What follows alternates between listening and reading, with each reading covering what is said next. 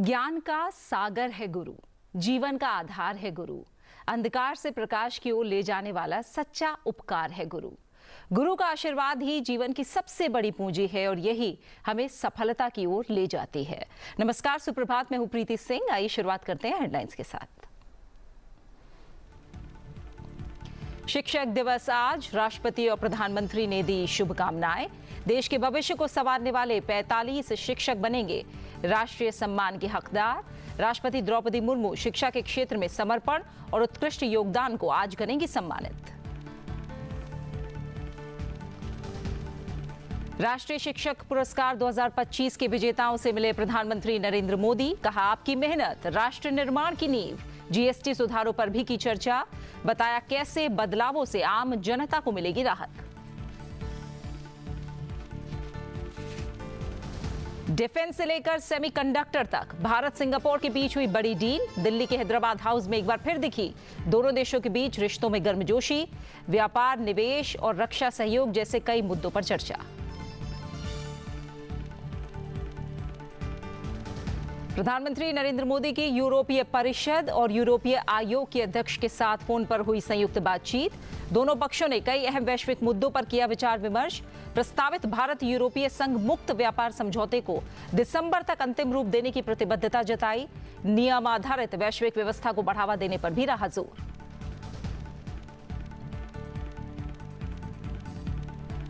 और लोकसभा अध्यक्ष ओम बिरला ने अपने संसदीय क्षेत्र कोटा में जय मिनेश आदिवासी विश्वविद्यालय में स्वतंत्रता सेनानी, आदिवासी गौरव श्री भैरवलाल कालाबादल के जयंती समारोह में की शिरकत। उनकी सादगी, सेवा और साहित्य को सभी के लिए बताया प्रेरणा।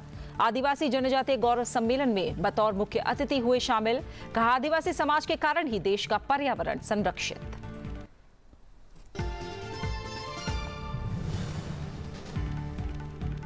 भारत में गुरु शिष्य परंपरा प्राचीन काल से ही समाज और संस्कृति की नींव रही है। इसी परंपरा को याद करते हुए हर साल 5 सितंबर को शिक्षक दिवस मनाया जाता है।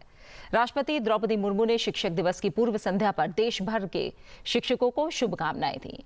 अपने संदेश में राष्ट्रपति ने कहा कि शिक्षक दिवस के अवसर पर मैं देश के सभी शिक्षकों को हार्दिक शुभकामनाएं देती हूं। ये दिवस महान शिक्षाविद, दार्शनिक और भारत के पूर्व राष्ट्रपति डॉक्टर सर्वपल्ली राधाकृष्णन की जयंती भी है, जो समस्त देश के लिए प्रेरणा के स्रोत हैं। मैं इस अवसर पर उन्हें अपनी विनम्र श्रद्धांजलि अर्पित करती हूं। राष्ट्रपति ने कहा कि जैसे जैसे भारत एक विकसित राष्ट्र के लक्ष्य को प्राप्त करने की दिशा में आगे बढ़ रहा है, ऐसे में जिम्मेदार, ज्ञानवान और कुशल नागरिक तैयार करने में शिक्षकों की भूमिका जाती है। उन्होंने कहा कि राष्ट्रीय शिक्षा नीति शिक्षकों को सशक्त बनाने और शिक्षा प्रणाली को मजबूत करने के लिए सरकार की प्रतिबद्धता को दर्शाती है। एक ऐसा अनुकूल वातावरण बनाने पर भी उन्होंने जोर दिया जो शिक्षकों का सम्मान करे, छात्रों में रचनात्मकता, करुणा और नवाचार को बढ़ावा दे। उन्होंने कहा कि आइए हम सब मिलकर एक ऐसा अनुकूल वातावरण बनाएं जहां शिक्षकों का सम्मान हो और विद्यार्थियों में रचनात्मकता, करुणा और नवाचार का संचार हो। Expanded beyond financial transactions. Teacher की सबसे बड़ी जो स्ट्रेंथ होती है वो पॉजिटिविटी होती है, सकारात्मक। और एक टीचर की भूमिका ही है जो व्यक्ति को रोशनी दिखाने की काम को करती है। मैं मन से मानता हूँ टीचर सर्वाधिक देश को बनाने में योगदान देने वाला ऐसा काम आपके पास है। आप देश बदल सकते हैं, जीवन बदल सकते हैं, आप सदी बदल सकते हैं। ये सामर्थ्य आपके अंदर होता है। विद्यार्थी का शिक्षक के प्रति आदर, शिक्षक का शिक्षा के प्रति समर्पण और विद्यार्थी और शिक्षक के बीच में एक अपनत्व का भाव, यही एक जोड़ी होती है जो जीवन जीने की कला भी सिखाती है और सपने संजोने की आदत भी बनाती है। देश आज भारत के पूर्व राष्ट्रपति डॉक्टर राधाकृष्णन जी को उनके जन्म दिवस पर आदरांजलि दे रहा है।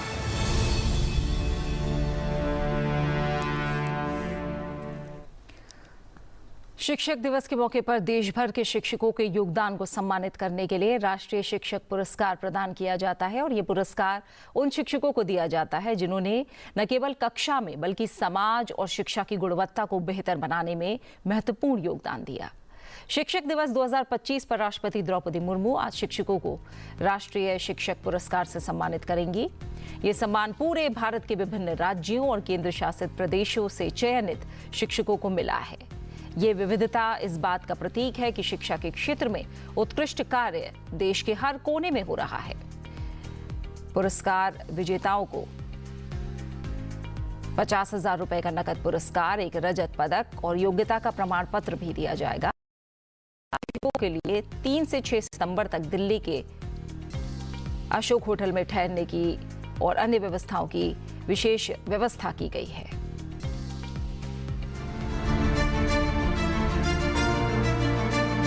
शिक्षक जो गढ़ते हैं देश के उज्जवल भविष्य की नींव, उनकी सीख और समर्पण से लिखी जाती है हर सफलता की कहानी। हर वर्ष की तरह इस बार भी देश के महान शिक्षक और पूर्व राष्ट्रपति डॉक्टर सर्वपल्ली राधाकृष्णन के जन्म दिवस पर देश भर के चयनित शिक्षकों को उनके अमूल्य योगदान के लिए राष्ट्रीय शिक्षक पुरस्कार 2025 से सम्मानित किया जाएगा। ये पुरस्कार स्कूली शिक्षा, उच्च शिक्षा और कौशल शिक्षा के उत्कृष्ट शिक्षकों को प्रदान किए जाएंगे। ये पुरस्कार है कक्षा के ब्लैक बोर्ड से लेकर प्रयोगशाला की नई खोजों तक पहुंचाने वाले गुरु का, खेल के मैदान में जीत का जज्बा जगाने वाले कोच का। ये सम्मान है उन प्रोफेसर्स का जो रिसर्च से देश को नई दिशा देते हैं। ये पुरस्कार है उन स्किल ट्रेनर्स का जो हाथों में हुनर और भविष्य में उजाला भरते हैं। समय के साथ शिक्षा और शिक्षक दोनों नए रूप में हर बच्चे तक समावेशी होकर पहुंच रहे हैं। एक ओर तो आज के शिक्षक खेल खेल में पढ़ाते हैं, दूसरी ओर टैबलेट पर कोडिंग की उड़ान भरना भी सिखाते हैं। कभी पट्टी और स्लेट होती थी, अब इंटरैक्टिव बोर्ड और एआई सिमुलेशन है। पहले कहानियां जुबानी सुनाई जाती थी, आज वही कहानियां ऑगमेंटेड रियलिटी में जीवंत हो उठती हैं। आज के शिक्षक किताबों तक सीमित नहीं, वो पढ़ाई को ऑनलाइन हर गांव तक पहुंचा रहे हैं। यही नहीं, आज के शिक्षक समुदायों को भी जोड़ रहे हैं और सामाजिक जागरूकता के माध्यम से सकारात्मक बदलाव ला रहे हैं। आज शिक्षक हर रूप में है, स्पोर्ट्स कोच, करियर गाइड, मानसिक स्वास्थ्य साथी और स्टार्टअप मेंटोर। हर बच्चे के लिए, हर चुनौती के लिए। कक्षा अब 4 दीवारों तक सीमित नहीं, कक्षा अब हर जगह है। राष्ट्रीय शिक्षा नीति 2020 ने इन्हें और मजबूत बनाया है। अब शिक्षक ज्ञान ही नहीं बांटते, बल्कि हर छात्र के अंदर वो विश्वास जगाते हैं कि तुम बदल सकते हो दुनिया। राष्ट्रीय शिक्षक पुरस्कार उन शिक्षकों का सम्मान करता है जो भविष्य के निर्माता हैं। माननीय राष्ट्रपति श्रीमती द्रौपदी मुर्मू के कर कमलों द्वारा 5 सितंबर को वर्ष 2025 के श्रेष्ठ शिक्षकों को यह प्रतिष्ठित राष्ट्रीय पुरस्कार प्रदान किया जाएगा। राष्ट्रीय शिक्षक पुरस्कार 2025 से सम्मानित शिक्षकों को हमारी ओर से गर्व और सम्मान के साथ शुभकामनाएं। प्रधानमंत्री नरेंद्र मोदी ने राष्ट्रीय शिक्षक पुरस्कार विजेताओं से बातचीत की और उनकी उपलब्धि पर बधाई दी। प्रधानमंत्री नरेंद्र मोदी ने राष्ट्रीय शिक्षक पुरस्कार पाने वाले टीचर्स से मुलाकात के दौरान कई बातों पर अहम चर्चा की है और उन्होंने कहा कि इस पुरस्कार के लिए आपका चयन, आपका परिश्रम, आपकी निरंतर साधना एक प्रकार से प्रमाण है, तभी ये सब संभव होता है। एक शिक्षक सिर्फ वर्तमान नहीं होता, बल्कि देश की भावी पीढ़ी को भी गढ़ता है, वो भविष्य को निखारता है। गुरु को जीवन का मार्गदर्शक माना गया है। एक शिक्षक सिर्फ वर्तमान नहीं होता है, बल्कि देश की भावी पीढ़ी को भी वो गढ़ता है, वो भविष्य को निखारता है। और मैं समझता हूं कि ये भी देश सेवा की श्रेणी में किसी भी प्रकार से, किसी की भी देश सेवा से कम नहीं है।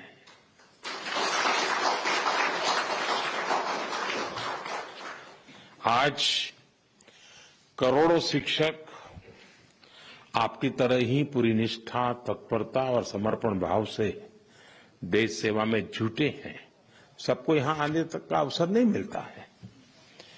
हो सकता है बहुत लोगों ने प्रयास भी नहीं किया होगा, कुछ लोगों ने नोटिस भी नहीं किया होगा, और ऐसी क्षमता वाले बहुत लोग होंगे जी, बहुत लोग होंगे। और इसलिए उन सबके सामूहिक प्रयासों का परिणाम है कि राष्ट्र निरंतर उन्नति करता है। नई नई पीढ़ी तैयार होती है जो राष्ट्र के लिए जीती है, और उसमें सबका योगदान होता है। प्रधानमंत्री ने कहा कि 8 साल पहले जब जीएसटी लागू हुआ तो कई दशकों का सपना साकार हुआ। यह आजाद भारत का सबसे बड़ा आर्थिक सुधारों में से एक था। 21वीं सदी में आगे बढ़ते भारत में जीएसटी में भी नेक्स्ट जनरेशन रिफॉर्म किया गया है। इसके साथ साथ कपड़ों और जूतों की कीमतों में भी बहुत कमी आने वाली है। हमारे स्टार्टअप्स, एमएसएमई, छोटे व्यापारी, कारोबारियों के लिए टैक्स तो कम हुआ ही है, साथ ही कुछ प्रक्रियाओं को भी सरल किया गया है। इससे उनकी सहूलियत और बढ़ेगी।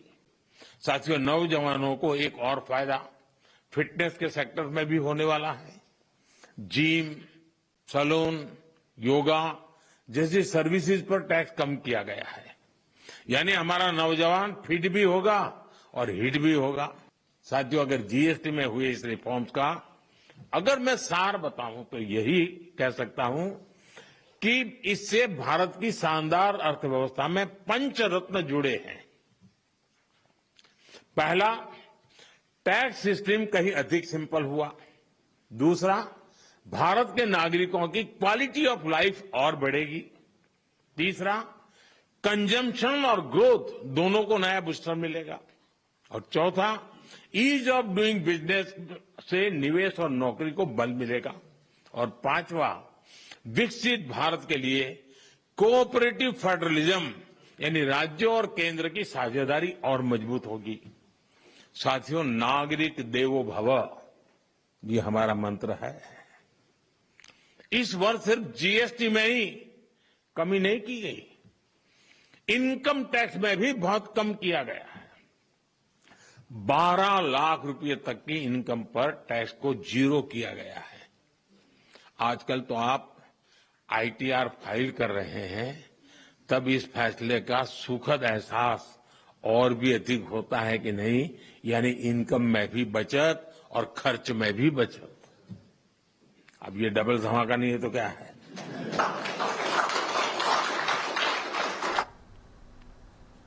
प्रधानमंत्री नरेंद्र मोदी ने गुरुवार को यूरोपीय परिषद के अध्यक्ष एंटोनियो कोस्टा और यूरोपीय आयोग के अध्यक्ष उर्सुला वॉन डेर लेयन से फोन पर बातचीत की, और इस बातचीत में रूस यूक्रेन युद्ध को खत्म करने के प्रयासों को लेकर कई क्षेत्रीय और वैश्विक मुद्दों पर चर्चा हुई।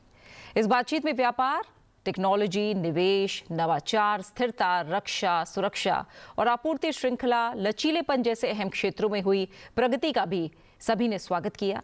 प्रधानमंत्री ने सोशल मीडिया पोस्ट के जरिए कहा कि यूरोपीय परिषद के अध्यक्ष एंटोनियो कोस्टा और यूरोपीय आयोग के अध्यक्ष उर्सुला वॉन डेर लेयन के साथ बहुत अच्छी बातचीत हुई।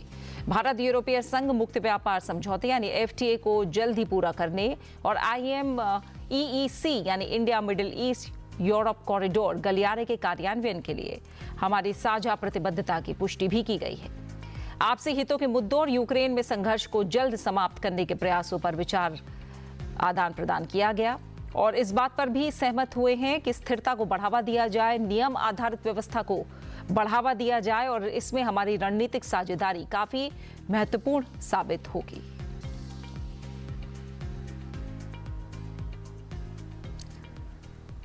दिल्ली के हैदराबाद हाउस में एक बार फिर भारत और सिंगापुर के बीच रिश्तों में गर्मजोशी देखने को मिली है। सिंगापुर के प्रधानमंत्री लॉरेंस वोंग ने भारत दौरे पर प्रधानमंत्री नरेंद्र मोदी से मुलाकात की। दोनों नेताओं ने व्यापार, निवेश और रक्षा सहयोग जैसे कई मुद्दों पर चर्चा की।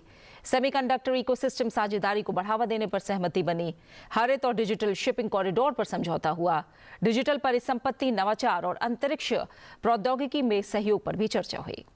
दोनों नेताओं के बीच प्रतिनिधिमंडल स्तर की वार्ता के बाद भारत और सिंगापुर के बीच कई समझौता ज्ञापनों पर हस्ताक्षर हुए। पदभार संभालने के बाद प्रधानमंत्री वोंग की पहली भारत यात्रा पर उनका स्वागत करते हुए प्रधानमंत्री नरेंद्र मोदी ने कहा कि साउथ ईस्ट एशिया क्षेत्र में सिंगापुर हमारा सबसे बड़ा ट्रेड पार्टनर है। रक्षा संबंधों की मजबूती का जिक्र करते हुए प्रधानमंत्री ने कहा कि अपनी पार्टनरशिप के भविष्य के लिए एक विस्तृत रोड मैप तैयार किया गया है। दोनों नेताओं ने भारत सिंगापुर संबंधों के 60 वर्ष पूरे होने पर जश्न मनाते हुए रणनीतिक साझेदारी को और गहरा करने पर जोर दिया। साउथ ईस्ट एशिया क्षेत्र में सिंगापुर हमारा सबसे बड़ा ट्रेड पार्टनर है। सिंगापुर से भारत में बड़े स्तर पर निवेश हुआ है। हमारे रक्षा संबंध निरंतर मजबूत हो रहे हैं। पीपल टू पीपल संबंध गहरे और जीवंत है। आज हमने अपनी पार्टनरशिप के भविष्य के लिए एक डिटेल्ड रोड मैप तैयार किया है। हमारा सहयोग केवल पारंपरिक क्षेत्रों तक सीमित नहीं रहेगा। बदलते समय के अनुरूप advance manufacturing, green shipping, skilling, civil nuclear और अर्बन वाटर मैनेजमेंट जैसे क्षेत्र भी हमारे सहयोग के केंद्र बिंदु बनेंगे। This past decade, India has made remarkable advances under Prime Minister Modi's leadership. India is now the fourth largest economy in the world, with a dynamism and influence felt far beyond its borders. Our bilateral relationship has grown in tandem. Singapore is the largest foreign investor in India, accounting for around a quarter of India's foreign direct investment inflows. And our cooperation now spans a wide and diverse range of fields. Last year, PM Modi and I agreed to elevate relations to a comprehensive strategic partnership, or a CSP. This morning, we had fruitful discussions on how we can take this CSP forward. और इस दौरान दोनों नेताओं ने द्विपक्षीय संबंधों को और गहराई देने, व्यापार और निवेश बढ़ाने और नई तकनीकों में साझेदारी को आगे बढ़ाने पर जोर दिया है। हमने निर्णय लिया है कि आपसी व्यापार को गति देने के लिए द्विपक्षीय कॉम्प्रिहेंसिव इकोनॉमिक कोऑपरेशन एग्रीमेंट और आसियान के हमारे फ्री ट्रेड एग्रीमेंट का समयबद्ध तरीके से रिव्यू किया जाएगा। भारत और सिंगापुर के रिश्तों में हमारे राज्य भी अहम हिस्सेदार होंगे। जनवरी में जब राष्ट्रपति थर्मन भारत यात्रा पर आए थे तो वे ओडिशा भी गए थे। पिछले एक साल में ओडिशा, तेलंगाना, आसाम और आंध्र प्रदेश के मुख्यमंत्री सिंगापुर जा चुके हैं। गुजरात का गिफ्ट सिटी हमारे स्टॉक मार्केट को जोड़ने का एक और नया सेतु। We are honored to accept India's invitation to be a global partner for the National Center of Excellence in Chennai, which will focus on advanced manufacturing. We will also collaborate with India to set up state-level skills centers to meet industry needs in sectors like aviation, maintenance, repair and overhaul, and semiconductors. Second, we will expand cooperation in manufacturing and industrial development. Singapore companies are keen to develop sustainable industrial parks in India to support India's manufacturing ambitions.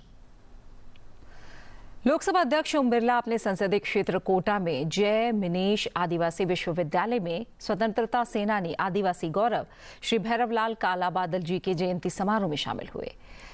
इस मौके पर लोकसभा अध्यक्ष ने कहा कि स्वतंत्रता आंदोलन के समय उन्होंने अपने गीतों और कविताओं से जन जन में चेतना जगाई। उनकी सादगी, सेवा और साहित्य आज भी हमारे लिए प्रेरणा है। आज में बदलाव लाना है, नई क्रांति लानी है, देश को आगे बढ़ाना है, तो गांव-गांव में बेटे बेटियां शिक्षित होनी चाहिए। और यही अलग जय मिनेश आदिवासी विश्वविद्यालय के माध्यम से जमा है। श्री आर.डी. मीणा जी लगातार इसके लिए लंबे समय से प्रयास कर रहे हैं। सभी लोगों ने गांव ढानी के अंदर किसी किसान ने 1 बोरी गेहूं देकर जितना जितना सामर्थ्य जिससे बना, उस सब ने अपने सामर्थ्य से इस विश्वविद्यालय के अंदर अपने पसीने के पैसे लगाकर ये विश्वविद्यालय की नींव तैयार हुई, ये भवन तैयार हुई। इस विश्वविद्यालय के अंदर सब लोगों का सहयोग है, विशेष रूप से उन किसानों का सहयोग है जो आर्थिक रूप से संपन्न नहीं थे, लेकिन मेरे बेटे बेटियां पढ़े, आगे बढ़े, उसके लिए उन्होंने इस विश्वविद्यालय के अंदर सहयोग किया। आज ये विश्वविद्यालय धीरे धीरे एक प्रोफेशनल कोर्स की ओर बढ़ रहा है। कई प्रोफेशनल कोर्स करें, क्योंकि आने वाले समय में इस सारे रानपुर इलाके के अंदर हम एक एजुकेशन का हब बनाना चाहते हैं, जहां पर देश के अन्य विश्वविद्यालय भी आएंगे, कुछ बाहर की यूनिवर्सिटीज भी आएगी, medical college, engineering college, triple IIT आपके सामने। आने वाले इस ट्रिपल IIT के अंदर और कोर्सेज चले, ताकि देश और दुनिया के अंदर आज कंप्यूटर इंजीनियर की डिमांड है। लोकसभा अध्यक्ष ने कहा कि श्रद्धेय बादल जी की प्रेरणा से आज आदिवासी अंचलों के बच्चे उच्च शिक्षा की ओर अग्रसर हैं। ये बदलाव आत्मनिर्भर और सशक्त समाज के निर्माण की दिशा में एक महत्वपूर्ण कदम है। इस दौरान उन्होंने विश्वविद्यालय के प्रशासनिक भवन का भी लोकार्पण किया। अभी भी कई करोड़ों के प्रस्ताव अटके हुए हैं। आप निश्चित में माननीय मंत्री जी ने कहा है, हम इतना ही नहीं, हमारी योजना ये है कि इस आदिवासी क्षेत्र की सब बच्चियां अच्छी पढ़ें। इससे पहले जिला हेडक्वार्टर पर और फिर उपखंड स्तर पर भी महिला छात्रावास बनाना चाहते हैं। मुझे याद है कि गांव की बच्चियों को इसलिए परिवार वाले नहीं भेजते कि गांव में जाने के बाद वो कहां रहेगी, कैसे पढ़ेगी। हम सब मानते हैं कि हमारी बेटियां आज दुनिया के अंदर नेतृत्व कर रही है, देश में नेतृत्व कर रही है। इसी आदिवासी क्षेत्र के माननीय मंत्री महोदय के इलाके से, आदिवासी इलाके में जिन्होंने जनजाति क्षेत्र में काम किया, आज हमारे देश की राष्ट्रपति महोदय है। ऐसे जनजाति क्षेत्र के अंदर समय समय पर बहुत परिवर्तन हुआ है, लेकिन अभी भी बहुत परिवर्तन की आवश्यकता है। और ये परिवर्तन का उजाला जब भी पहुंचता है जब शिक्षा पहुंचे। जहां जहां भी शिक्षा पहुंची वहां पर उस समाज में बहुत जल्दी परिवर्तन हुआ। जहां जहां इनोवेशन हुए, नए रिसर्च हुए, टेक्नोलॉजी आई, वो देश दुनिया के अंदर आगे बढ़ा। आज भारत इसी दिशा की ओर बढ़ रहा है। हम शिक्षा के अंदर, टेक्नोलॉजी के, इनोवेशन के अंदर आज दुनिया के अंदर हम प्रतिस्पर्धा देने के लिए ताकत रखते हैं कि हमारे युवा इनोवेशन में, टेक्नोलॉजी के अंदर, दुनिया के अंदर आज भी सबसे बौद्धिक क्षमता से मजबूत हमारा युवा है। लोकसभा अध्यक्ष ओम बिरला गुरुवार को अपने संसदीय क्षेत्र कोटा में आयोजित आदिवासी जनजातीय गौरव सम्मेलन में बतौर मुख्य अतिथि शामिल हुए। इस मौके पर उन्होंने कहा कि आदिवासी समाज ने सम्मान और आत्मविश्वास के लिए लंबा संघर्ष किया है। आज आदिवासी समाज के कारण ही देश का पर्यावरण संरक्षित है। आप लोगों की जिंदगी बड़ी कड़ी मेहनत की जिंदगी है। आप लोग जंगल के अंदर रहकर जंगल को बचाते हैं, उसके कारण भारत का पर्यावरण बचा है। आप जमीन को बचाते हैं, आप जल को बचाते हैं। आपने कठिनाई भरी चुनौतियों की जिंदगियों को देखा है। इससे हमारा प्रयास है कि जिन जिन क्षेत्र के अंदर हमारे आदिवासी भाई, जनजाति भाई जो 75 साल तक चुनौतियों, कठिनाइयों से लड़ रहे हैं, जो आर्थिक रूप से भी सक्षम नहीं है और जिनका सामाजिक बदलाव भी आवश्यकता है, इसलिए आर्थिक और सामाजिक बदलाव लाने के लिए हमारे सभी विधायकों का, सभी जनप्रतिनिधियों का फैसला, निर्णय कि आप सबको केंद्र और राज्य की सारी योजनाओं का लाभ मिले। और इसीलिए इस सम्मेलन बुलाने का मेरा एक ही मकसद है, आप सब अपने अपने गांव के अंदर 10-10, 15-15 नौजवान तैयार करो। उन नौजवान को हम प्रशिक्षण देंगे और जितनी केंद्र और राज्य सरकार की योजनाएं हैं, उन सारी योजनाओं का 100% लाभ आपको मिलना चाहिए। आपके इलाके के अंदर जहां विद्यालय नहीं है, उन सारे इलाके के अंदर अगर 50 घर भी होंगे तो 50 घर में भी विद्यालय बनाएंगे, चाहे कुछ भी करना पड़े। आपके नजदीक में आंगनबाड़ी हो, अस्पताल हो, ताकि आपको दूर दराज में न जाना पड़े। और उसके बाद जो हमारी महिलाएं बैठी है, उन महिलाओं को उसी गांव के अंदर जो हमारे प्रधानमंत्री जी ने कहा है, स्वयं सहायता समूह के माध्यम से उसी गांव में उनको रोजगार मिले, ताकि वह गांव में बैठकर 2 रोटी का इंतजाम कर सके। और इस सब के लिए करने के लिए एक ही काम करना पड़ेगा, हर गांव के अंदर 10 नौजवानों की टीम बनाना, हर घर का सर्वे करना, और किन किन योजनाओं का लाभ नहीं मिल रहा, फिर उन सारी योजनाओं का लाभ आपके गांव के अंदर ही सरकार आपके दरवाजे पर आएगी और सारी योजनाओं का लाभ देकर स्वीकृत करके अधिकारी जाएंगे। मैं आज आपको विश्वास दिलाता हूं, भरोसा दिलाता हूं, मैंने आपके दर्द को देखा है, आपकी पीड़ा को देखा है, आपकी मेहनत को देखा है। किलोमीटर तक दूर पैदल लेकर पानी जाना अब समय चला गया। 75 साल बाद अब समय आ गया है, आपके दरवाजे पर नल लगेगा। और इसी के साथ फिलहाल सुप्रभात में मेरे साथ इतना ही। आप बने रहिए संसद टीवी के साथ। नमस्कार।